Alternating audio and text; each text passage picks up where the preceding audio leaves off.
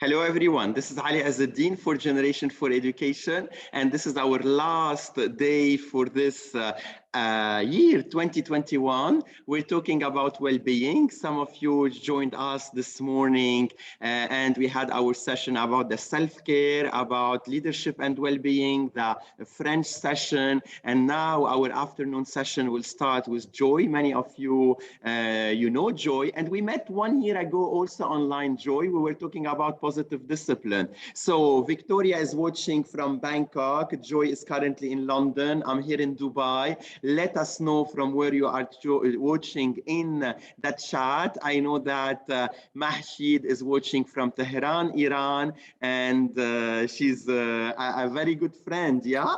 So I'm going to keep an eye on the Facebook because we are live on Facebook as well. And so if the people are going to watch us on Facebook, I'm going to keep an eye on the interaction on Facebook. What else do I need to tell them? We are going to talk about the burnout in this session and how to avoid it. If you have any question to Joy, feel free to put it in the Q&A.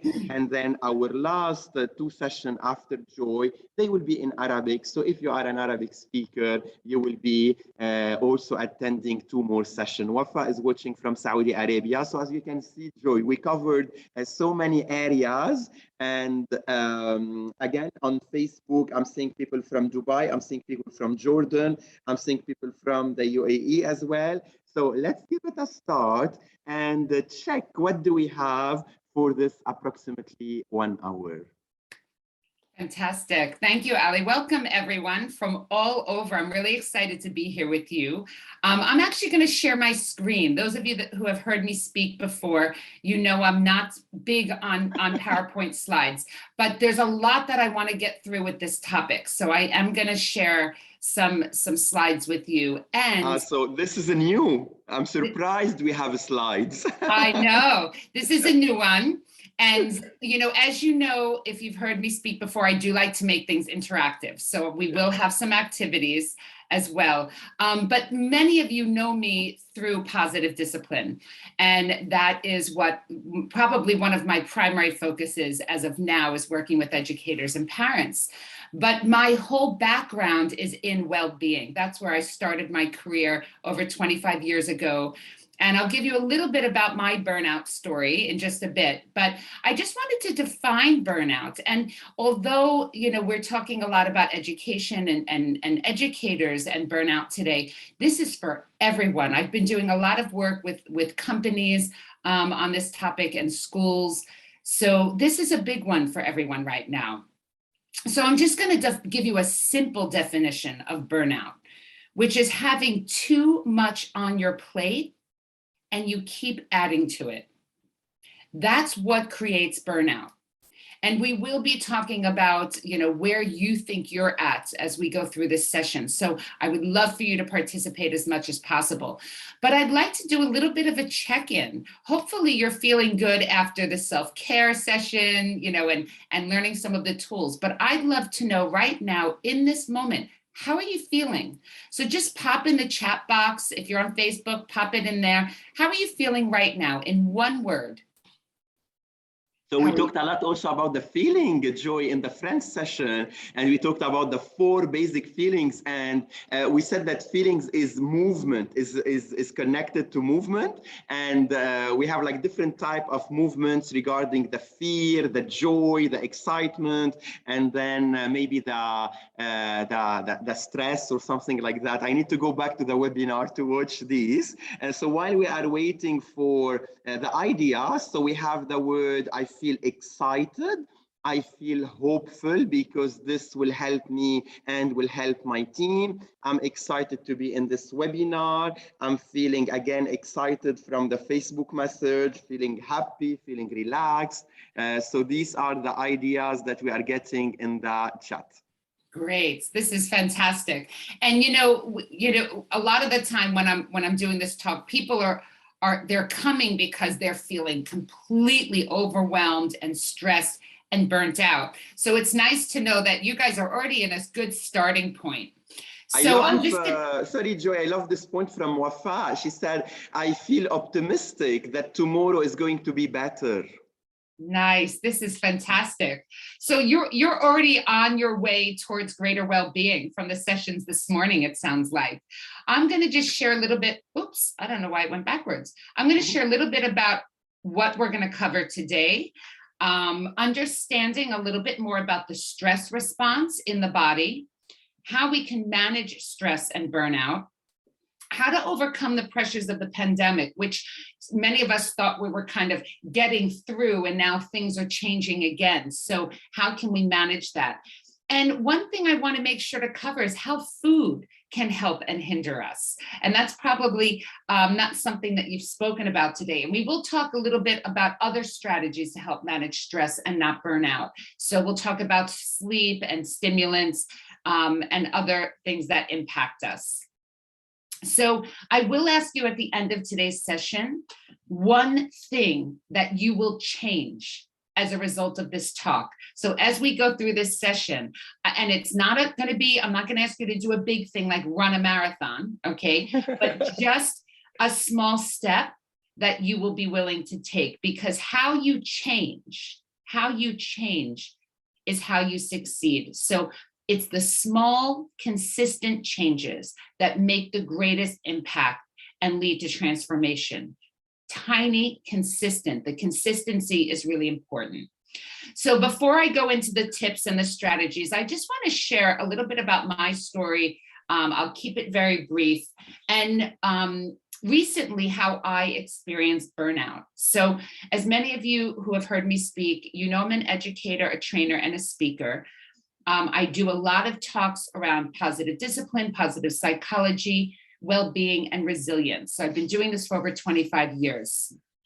Now, when I was in New York before being in London, I also had a private practice as a holistic health counselor, specializing in mindset and habits. So that's a lot of what I want to share with you today. So I hope that this is a little bit new from what you've experienced with me before. So my personal experience with burnout happened during COVID. And I think that's with many people. I think a lot of people experienced certainly an overwhelmingly high amount of stress. So overnight when COVID hits, and this might sound familiar to some of you, or you might know people, I went from overemployed. I was teaching, I was running 2 businesses, and overnight I went to unemployed, not just underemployed, unemployed. So I had resigned from my teaching position in December 2019, just before COVID hit, not knowing what was coming. And I did that because I had too much on my plate, right? As I shared with the definition. And I knew that something had to go. So 6 weeks later, as a result of the lockdown, I became a stay-at-home mom while my husband stayed home and worked. And at night, I tried to get my other businesses moved online. So at the same time, a good friend and I, we had just launched the business together. We were trying to get our new product out there. So in a nutshell, I was caring for my daughter from about 6 a.m. to 6 p.m. And then I was working from about 6 p.m. to 1 a.m. So I was averaging around 4 or 5 hours sleep per night. I was skipping meals. I was working harder than I ever have before. And I've never been so exhausted. I don't know if any of you experienced that, but I'm guessing that many of you did. So fast forward a year later, my 10-year friendship and my business partnership ended, and I had to close one of my businesses. This was a huge wake-up call for me. And I knew in that moment that I was not using all of the tools that I had been teaching for over the past 25 years. I knew I wasn't applying what it was that I normally teach. So I got myself back on track. And today I'm going to share some of the principles and some of the tools that I went back to that helped me get back to my well-being. So now I would like to say I'm in a really good place, but it took a lot of time and effort. So I want to start with some self-assessment questions. I want to know, first of all, how the pandemic has left you feeling a little bit. So I just want you to pop into the chat a yes, if this is true for you. A yes, if this is true for you. So who thinks that they have burnout as a result of the pandemic? Put a yes in the chat box if you think, yes, during the pandemic, I have suffered burnouts. And you can let me know what's happening in Facebook as well. Sure. So we're getting the yes. Yes, I'm seeing lots of yeses. I'm seeing yes. lots. Yes. So who thinks their routine has been disrupted? Put a yes if your routine has been disrupted. This is a big yes for me. Yeah, I can't imagine. There's lots of yeses coming up for this. They are coming up, but then let me remind them that put in the chat to everyone, so everyone can see all these yeses. Otherwise, it's just coming to me and to Joy. Okay. Oh, I realized when I said hello from London, I only put it to the host and panelists. Yes, so I just only got this message. Now, I like Victoria. She's being very specific. For question 1, she answered not as bad as the others, but in question 2, she said, yes, absolutely. Okay, let's check question 3. Who has struggled with loneliness during the pandemic? Anyone struggle with loneliness?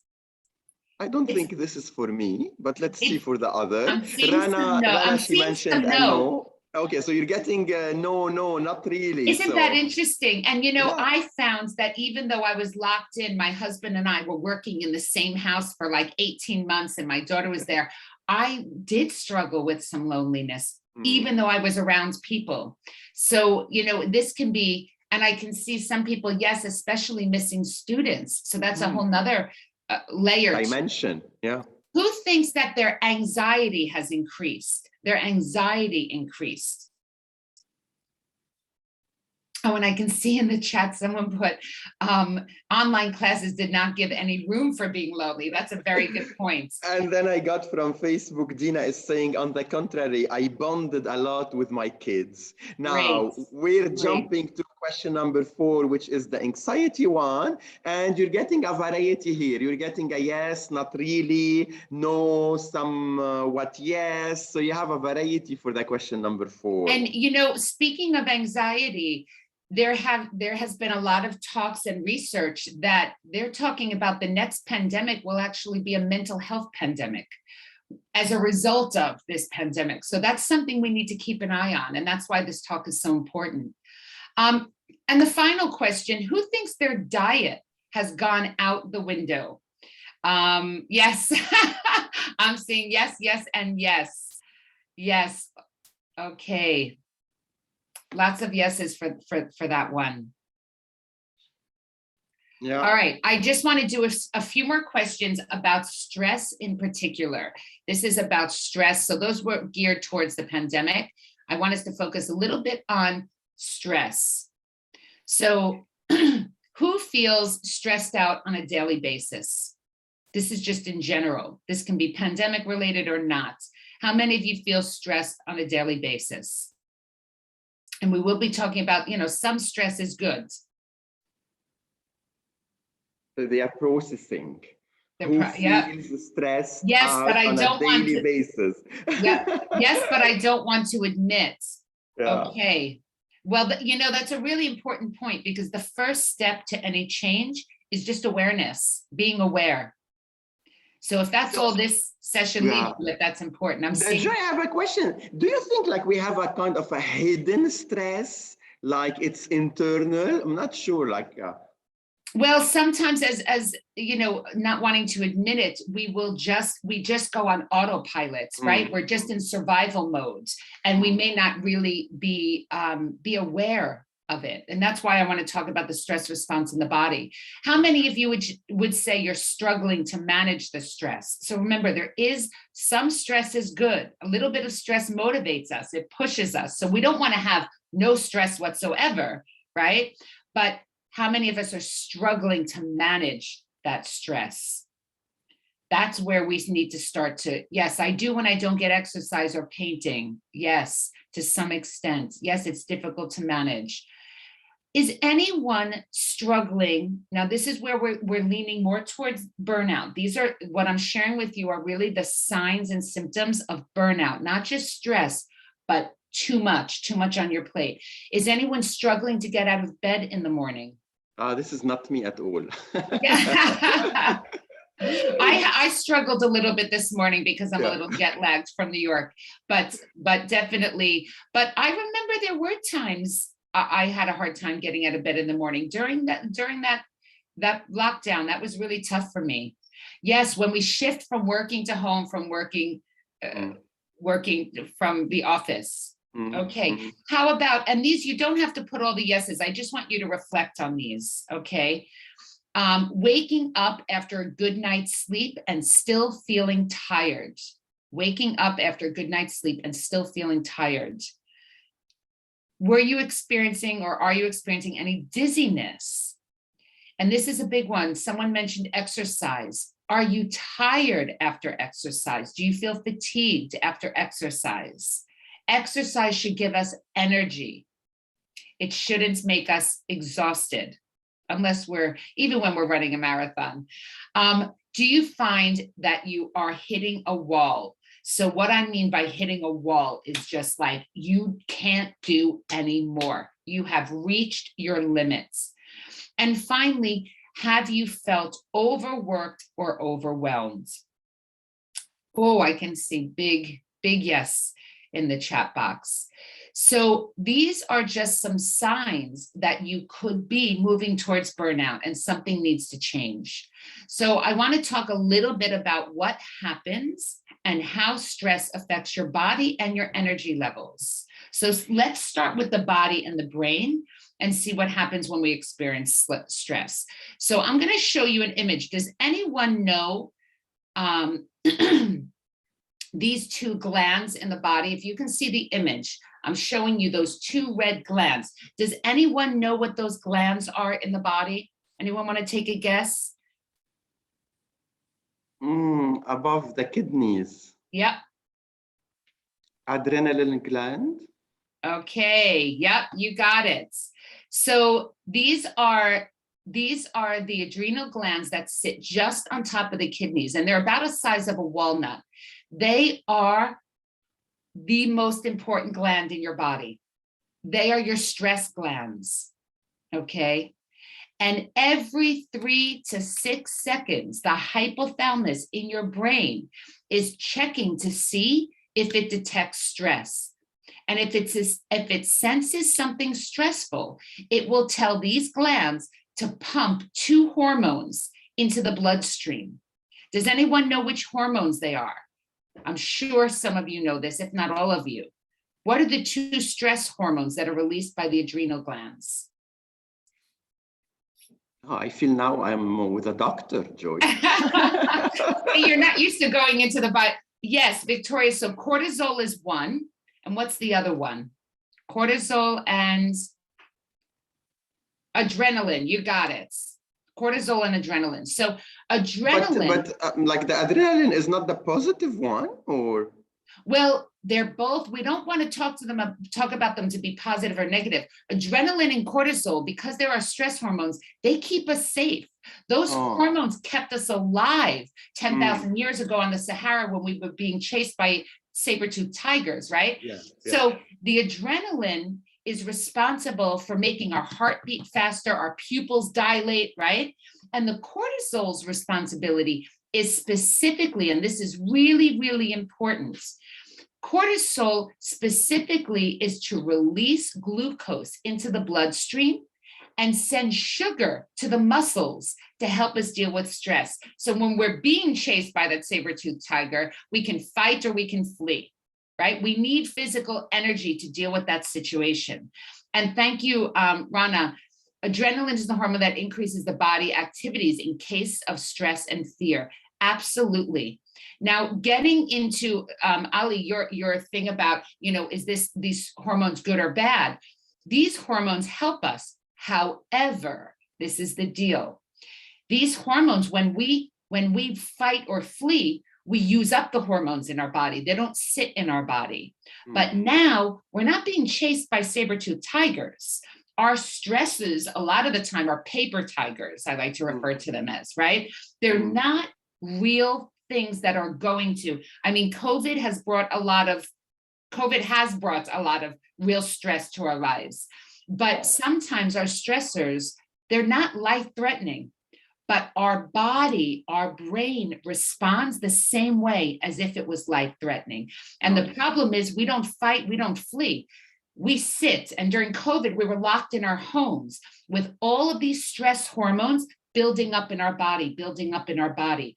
If we don't exercise to use up the hormones, they sit in our body. And that's what can wreak havoc on our health. Got you. So, okay. So I want to talk a little bit about the stress response and the different stages of stress. Okay, so I want you to have a look at the screen. And as I share these, I want you to let me know in the chat, where do you think you are? Which stage? Okay, so we know that when we're stressed, right, our heart beats faster, our pupils dilate, sugars sent to the bloodstream, into the muscles.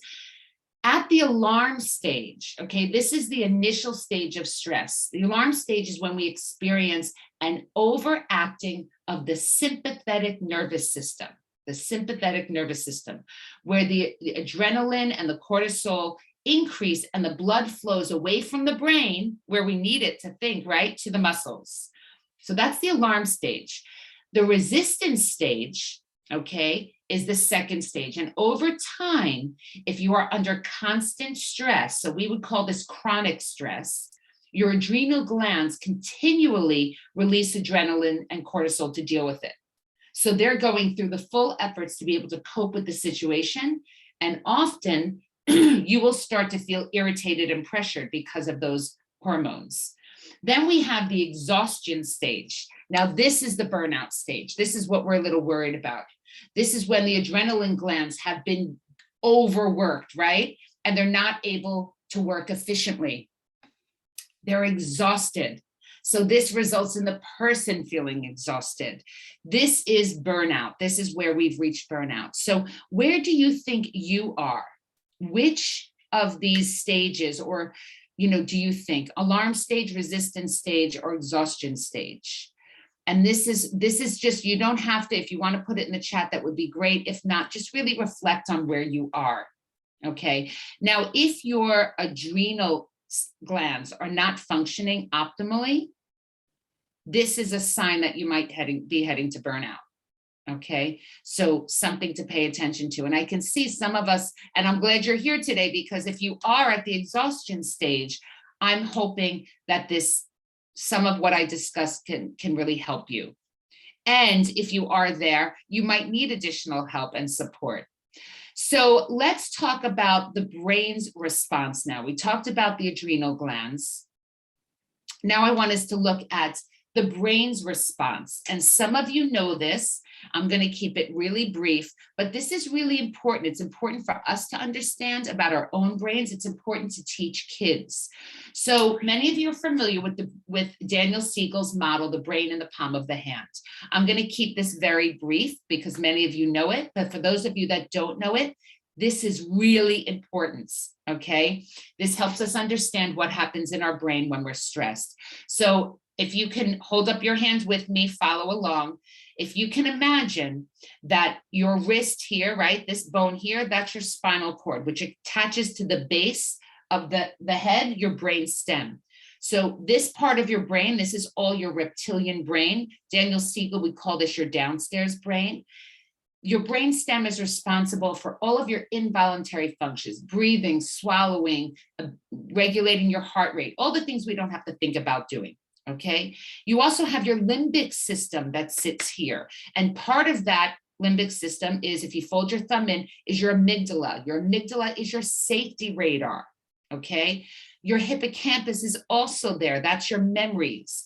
So your amygdala is what gets triggered, is what it will take in, like, this is a stress, this is a danger, and it will trigger your fight, flight, freeze. Okay, this is all your downstairs brain, your primitive, your reptilian brain. If you fold your fingers over, this is your cortex. We know this is your higher level thinking. And right here, your fingernails behind your forehead, that's the prefrontal cortex. That's like the CEO of your brain. That's all of your executive functions, planning, decision-making, your ability to weigh risks and consequences and problem solve. Also your ability to regulate your feelings and emotions, which you talked about earlier. When you are stressed, when you're calm, this is your brain. Notice your prefrontal cortex, your upstairs brain, working very much in line with your downstairs brain, right? Very close to the limbic system. But when we get stressed out, when something triggers us, we flip our lid. And what's exposed? Our primitive brain. Our amygdala triggers our fight, flight, freeze response. And here we go. All right. Now, this is what I want you to understand. When we are under chronic stress, our amygdala is always on high alert. Our amygdala is always on high alert. So it's almost like you're here, right? When the amygdala fires, your adrenaline releases those hormones. So it's really important. Some of those strategies that you tried earlier, and if you're going to attend the last session today, there's going to be lots of strategies that are going to help you go from here to here. So we're going to be doing one in just a minute, but I just want to go over a couple of other things. So first of all, we need to understand, what are our stressors? What are our stressors? What are the things that trigger us? So in the chat box, I want you to list, what are your top stressors? Just pop them in there. What stresses you out? And they can be work-related, they can be personal. Traffic stresses me out. I was really stressed going into town the other day when we drove. This traffic stresses Dubai, there's traffic, it stresses me out, right? What else stresses you out? I'm going to pick a word from Dina. She said, like, she's always stressed about what will happen tomorrow.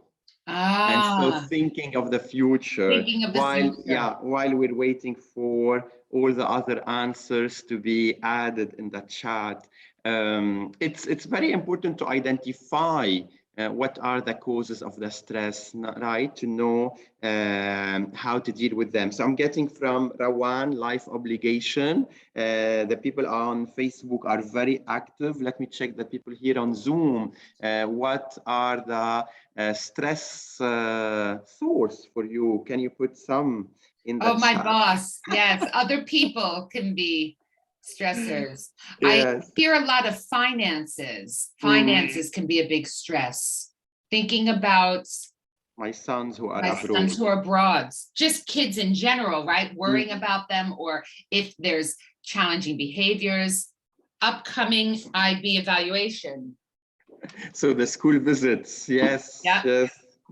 Inspections, traffic, money, so financial situation, the pressure not to disappoint others.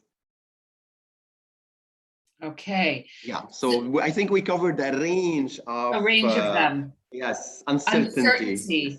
And that's a big one, the uncertainty, because we still have a lot of uncertainty about what's going to happen and what the future is going to look like. Now, burnout happens when our stressors outweigh our resources. When our stressors outweigh our resources. The rest of the session, I'm going to focus on increasing your resources and decreasing your stressors. But I'd love to know from you, what are some of your resources? Meaning, what are some of the things that do help you to manage or cope with stress? What are some of your resources that you have? So pop those in the chat. Maybe we can help kind of motivate others. And chocolates. Well, so chocolate, this is a good one, because when we look at really good quality dark chocolate, right, that can actually release some of the serotonin in the brain, which can help us feel better. And I think a little bit of chocolate can be really good, but we have to be careful that if our resources sometimes lead to more stressors. So we have to be, if you're going to feel guilty about eating the chocolate, it leads to more stress. So if you're going to eat that chocolate, eat it in moderation and feel good about it. So the chat is on fire on Facebook and here. Let me give you some idea, Joy. Nature, dance, music, traveling, chat with a friend, the gratitude, communication with a friend, being alone for a time, and then a breathing exercise, painting, reading a book, cleaning. I don't have guilt eating chocolate. I love it. So good. Yeah. Okay, and I see a lot. Gardening, being in nature, yes, walking. So plenty of ideas. Good. So this is the thing. We all know what to do, right? We know what our resources are. The question is, are we using them? So we're going to talk a little bit about how to recover from stress. So for those of you that said you were in the zone 2 or 3, how can we recover from stress? So let me just, okay. One of the things that, and this leads to the uncertainty and worrying about the future, right? One of the things that really helps us is to respond instead of react. And, managing stress is actually easier than we think. It has a lot to do with our mindset and putting things into perspective. So the next time you're faced with stress, I want you to focus on these, ask yourself these 3 questions, and you can take a screenshot. Okay, is it the end of the world? No, let's hope. It feels like the end of the world sometimes, but is it really the end of the world? Will it change in time? The answer to that is yes. Nothing lasts forever, even though in the moment it feels, right, like forever. And is there someone worse off than me? And usually the answer is yes. So sometimes these questions can really help us to put things into perspective a little bit, because we can kind of go down the rabbit hole of feeling like, this is the worst thing in the world, right? The other thing that I want to share is that we need to focus on what we can control and let go of what we can't control. Focusing on what we can control, letting go of what we can't. This takes time and practice. Okay, this takes time and practice. But for example, I can't control the weather. And the weather is something that stresses me out, actually. We have an event tonight, it's outside and it's going to be pouring rain. Like I'm obsessed with the weather being in London, right? In Dubai, you don't have to worry. It's like sunny every day. So, but I can't control the weather. What can I control? I can control how I prepare. What do I wear? What do I bring? Right? So focusing on, you got to try to let go of those things. We can't control other people. As much as we like to think, even our own kids, we can't control. We can only control ourselves. So what are things that we can control? Okay, that's one tip. These are a few very quick tips. And then we're going to do some practices. Okay. Slow down and write. Now, this has been really helpful for me. Are you ready? So many of us write to-do lists, all the things we have to do, and that can help us get things out, right? And we love to cross things off our lists. One thing that really helped me is I started writing a stop doing list. I started writing a list of all the things I was going to stop doing. I was going to stop criticizing myself, right? Like that can cause us stress. I was going to stop, actually stress eating. That was a one for me. So at night, eating all the chips and stuff. So that was, what are the things I'm going to stop doing? I was going to stop saying yes to things that I didn't want to do. So write a stop doing list, the things you're going to stop doing. Take regular breaks. And I can't explain this enough. Now, I have not done a very good job modeling this for you. We've been sitting for 35 minutes without any movement. This is very unlike me. So I would like us, we're going to do something right now that's actually going to help us to energize, but also relieve some of that stress. So we're going to do a quick Pomodoro break. So a Pomodoro, it's usually 25 minutes, and then we take a 5-minute break. So let's everyone stand up. I'm going to move my camera so you can see me. And feel free to laugh and have fun with this. I'm going to ask you, if you have to do this jumping on 2 feet, then do it jumping on 2 feet. That's okay. But I'm going to challenge you right now. I'm lifting up 1 foot, and I want you to lift up your right foot if you can. And I want you to turn jumping 3 times to the left. I'm doing it with you, Joy. Okay, 3 times to the left. Now, just so we don't get too dizzy, grab your left foot if you can, And again, if you have an injury, just don't pick up your feet and just walk and turn 3 times, jumping to the right.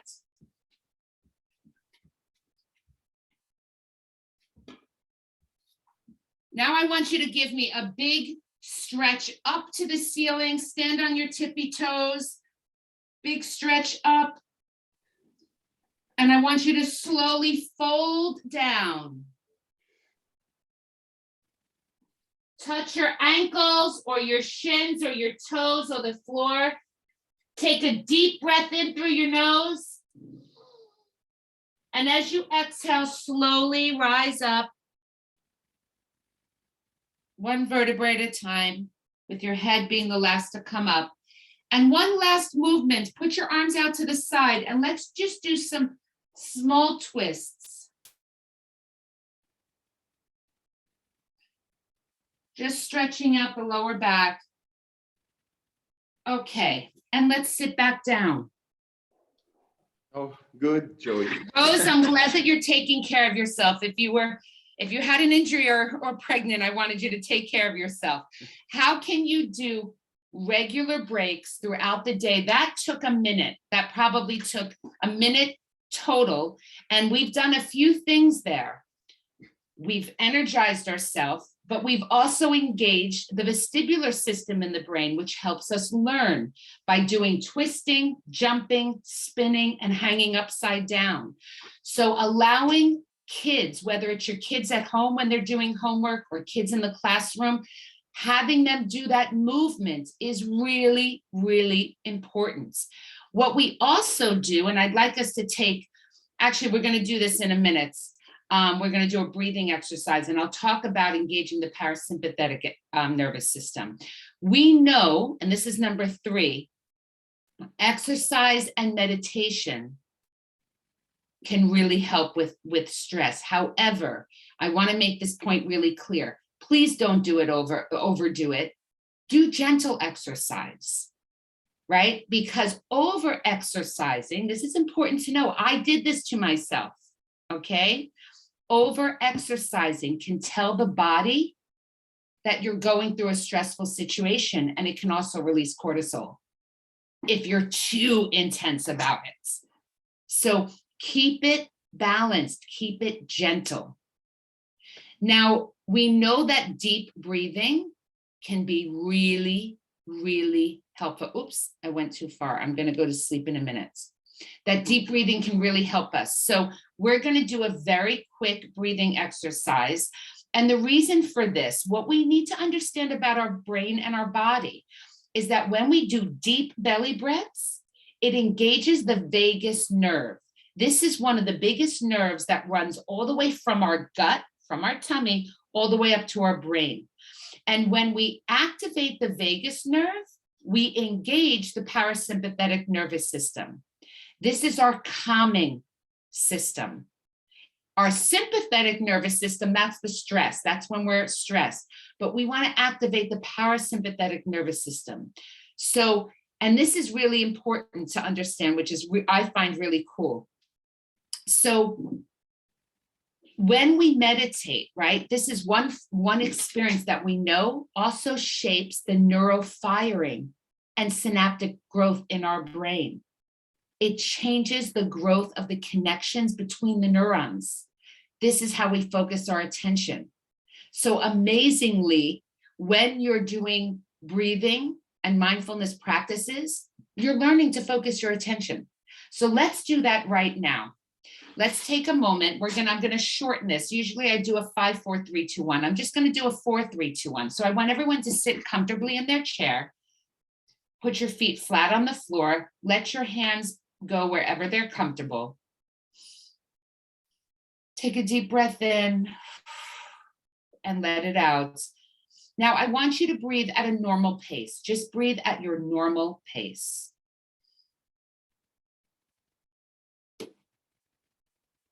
And I'd like you to take a moment to notice 4 different sounds that you hear around you.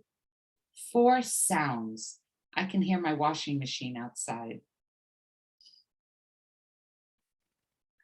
I can hear some birds outside the window. 4 sounds around you.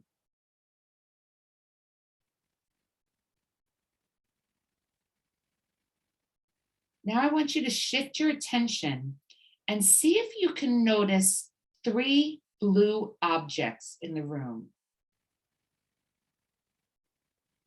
3 blue objects. You can see some books. You can see the back of Ali's screen. Not in the room, but it's on my computer. In a picture. Now I want you to take a moment to touch 2 objects next to you and see how they feel. Could be something you're wearing. Could be your hair, or it could be something you pick up. Notice how it feels.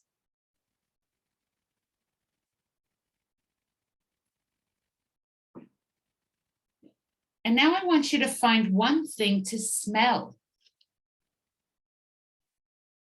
I'm going to smell my green juice here. Could be your shampoo. One thing to smell. Okay. So I want to ask you, during that activity, what were you thinking? What stressors were you thinking about? What was coming to your mind?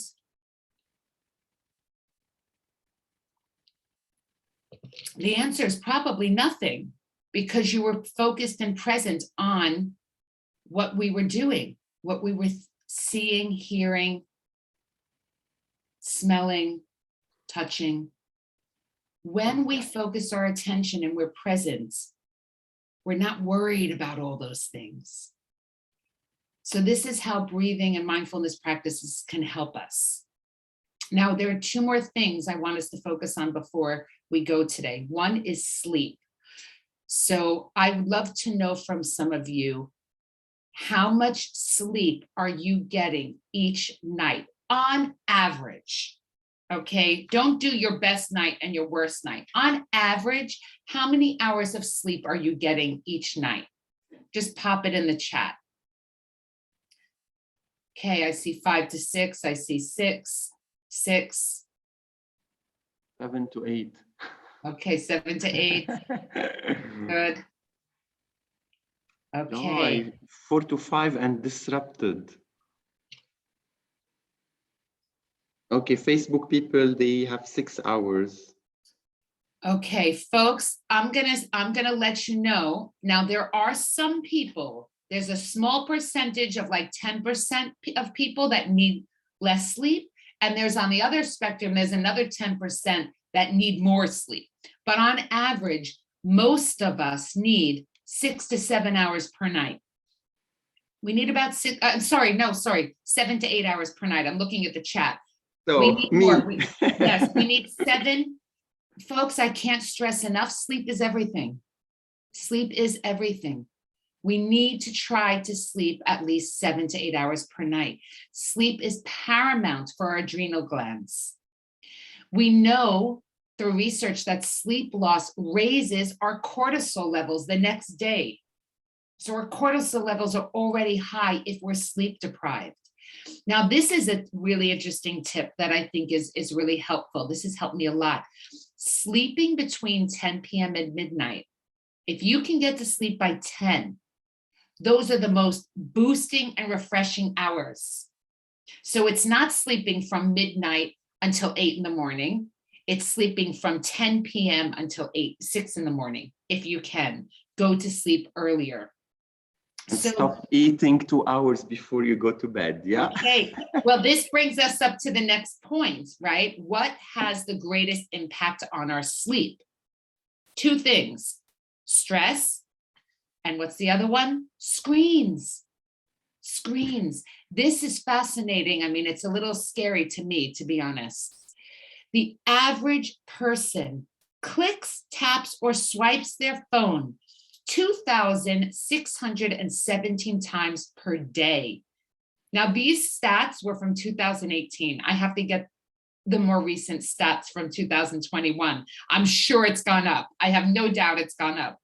1 in 3 people check their phone in the middle of the night. This is really disruptive to our sleep, not just because the sound and we wake up, because the screens and the lights actually prevent the melatonin from being released in our brain. So you want to get off your phones at least 2 hours before bed. So by 8 p.m., screens off. It's different to television screen. You can watch TV, okay, because it doesn't have the blue lights. So that's a little bit different. 80% of smartphone users check their phone within 15 minutes of waking up. Notice your habits. Is looking at your phone the first thing you do when you wake up in the morning? And listen, you don't need your phone to be your alarm. They still sell alarm clocks, like real alarm clocks that ring that you can switch off. So, we have to be careful of using that as like our go-to for the alarm. Putting your phone on airplane mode is an absolute game changer. Your alarm can still work on airplane mode. So if you can get into the habit of putting your phone on airplane mode before you go to sleep, it will change your life. If you find that you wake up hearing your phone, that you check your phone, that you wake up in the morning and the first thing you do is look at your phone.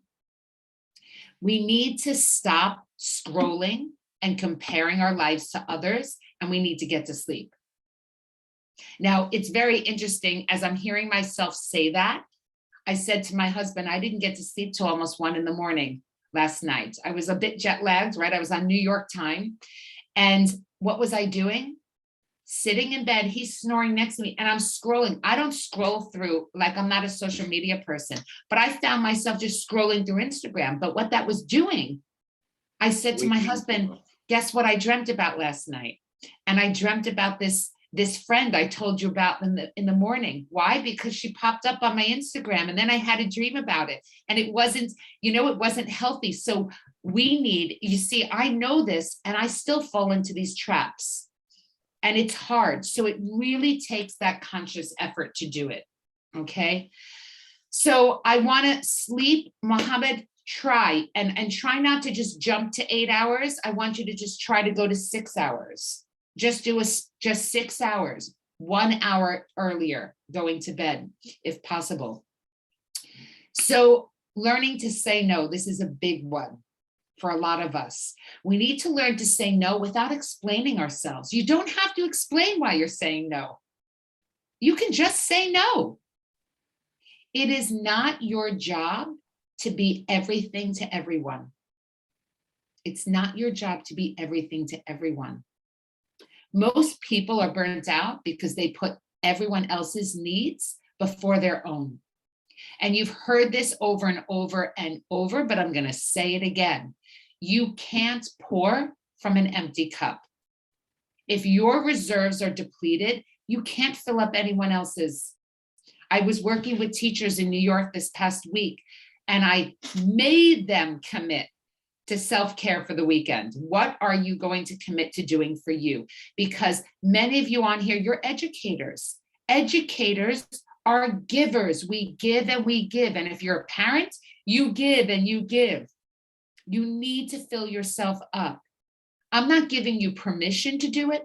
I'm demanding you do it because it is essential. If you do not fill yourself up, you will burn out. That's what happened to me. So I really want to prevent that from happening to you. Okay, last thing I want to get into is a big one for me. It's something I'm really passionate about, which is nutrition. So I just want to ask you a little bit of a self-assessment again. How many of you feel tired all the time? Put yes in the chat box. And we don't have to do each question individually. If any of these are a yes for you, put it in the chat box. Do you have afternoon energy slumps? Like in the afternoon, you could put your head down and fall asleep on the desk. Do you rely on caffeine to keep you going? So do those first three. Are you tired all the time? Do you have afternoon energy slumps? Do you rely on caffeine to keep going? If any of those are a yes for you, put the yes in the chat box. What are you seeing on Facebook? Getting big yes on Facebook, with many S. Okay. Okay. So I'd love to know if you could rate your energy level from a 1 to a 10, what would you give yourself? If you could rate your energy level from a 1 to a 10, what would you give yourself? I can see a 4. But then which energy level we're talking about now, about the day, about the week? How you feel like throughout the day? How Okay. energized are you? Do you get tired and sluggish, or do you have energy to keep you going? Okay.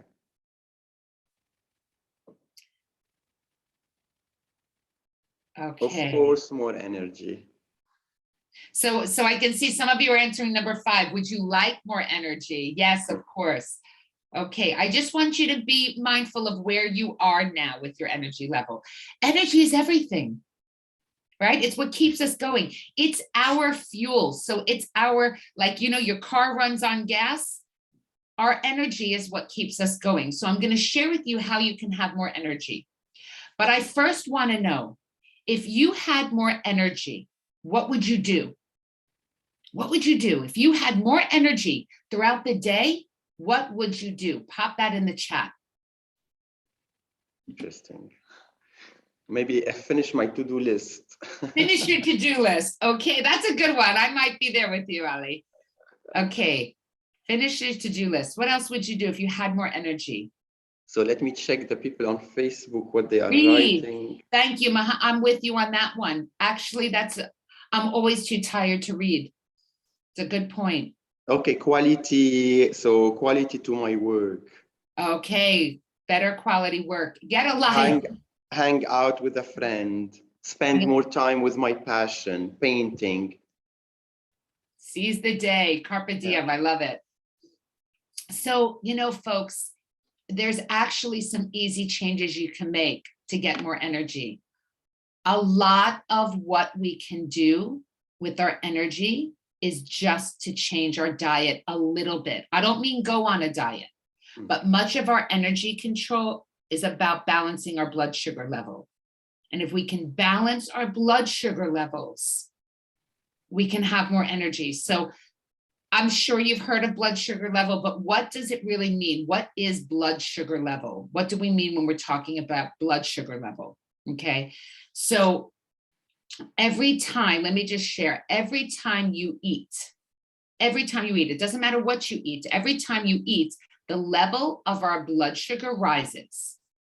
Okay, our blood sugar level rises.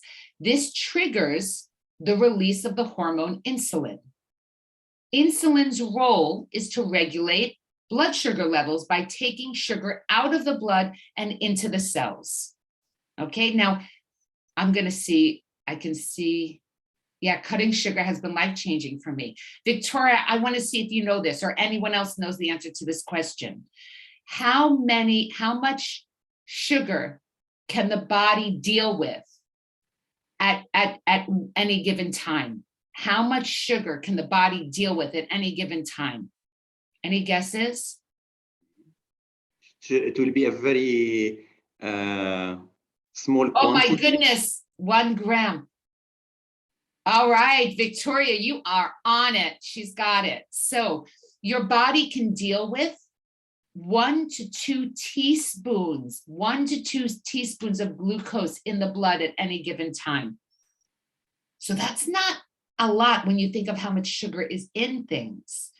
So I want to explain what happens in the body when we have too much sugar. So you kind of go on this blood sugar roller coaster. When we eat sugary foods, it causes a really high surge of insulin, right? Which results in the cells having a surge of sugar. So that's where you get your energy rush. That's the peak.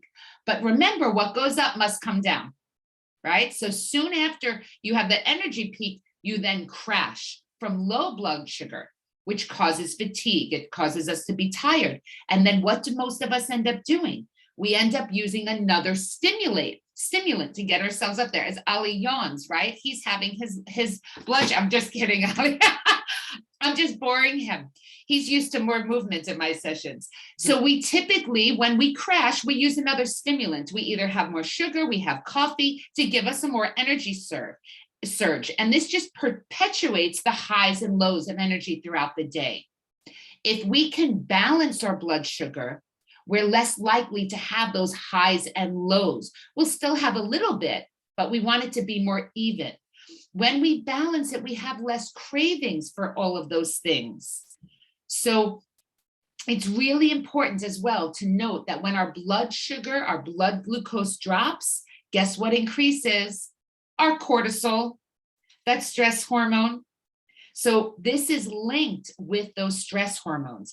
If we balance the blood sugar, we will be much more even keeled and have more sustainable energy levels.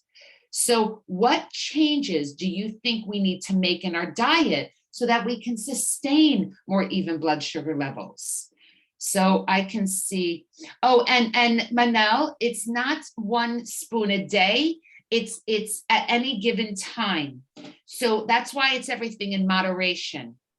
You have to keep it even. The body can only deal with that much at a time, right? So if you have something really sugary, the body can't deal with it.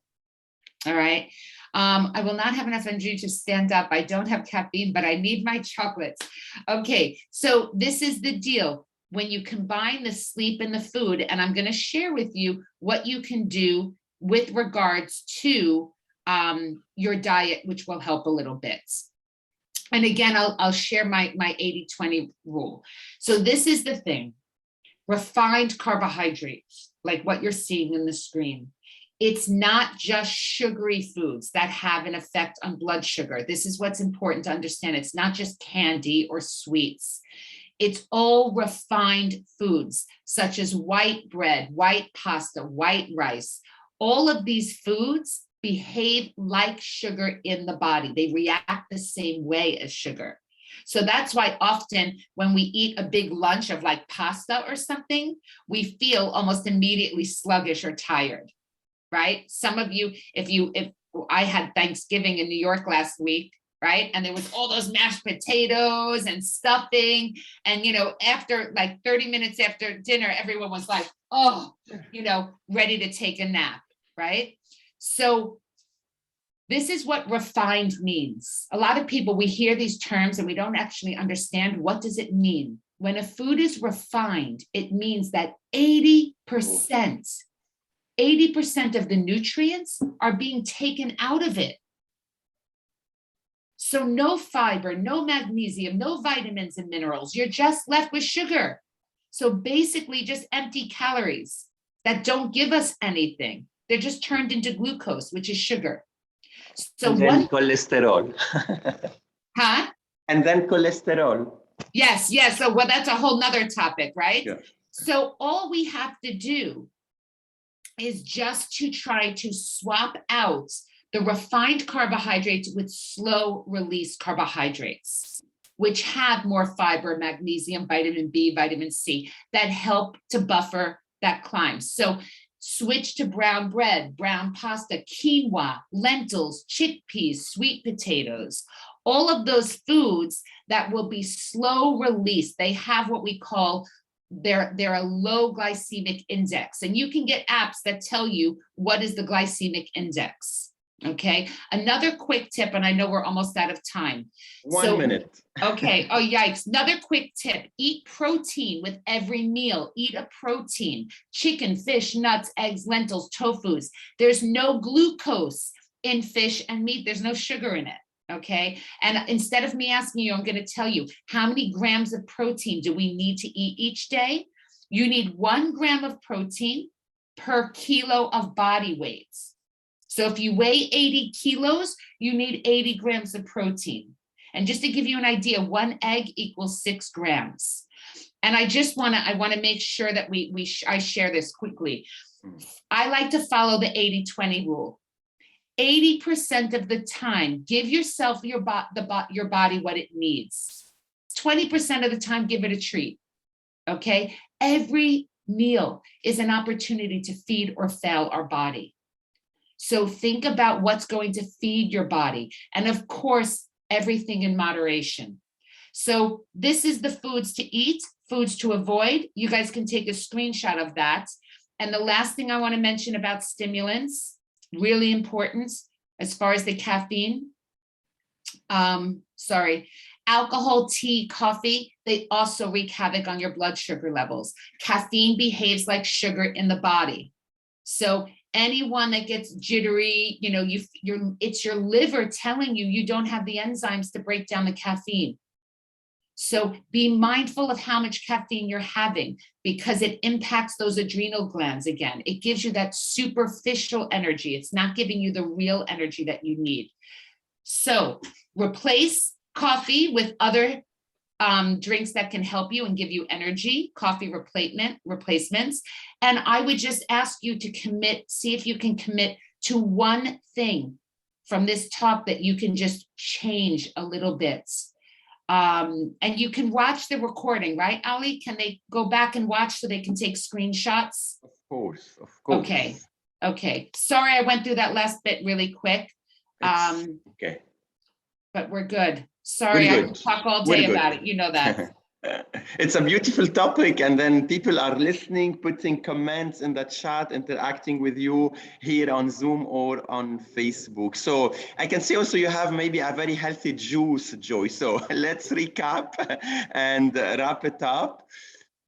Yep. So anyone who wants to, if you want more resources, please feel free to reach out. I'd like you to make a commitment. Again, I usually have you draw a hand, you trace your hand, and on each finger, write one thing that you will do that will give you energy, and then hang it up somewhere where you can see it. So Monday through Friday, doing one thing that will give you energy. So go back to this talk and choose 5 small things you can do that will make a big impact on your life. Ali, thank you for having me. Thank you everyone for being here. And I hope to see you again soon. So I'm sure the participants today, they are getting plenty of ideas, and they are getting a toolbox so they can get ready for 2022. 2 more sessions today. One will be, the 2 of them are in Arabic. So for all our Arabic speakers, feel free to join us and to check our upcoming session. We will be talking about well-being in Arabic. One session with Nancy and one session with Nadia. So the day was very inspiring so far.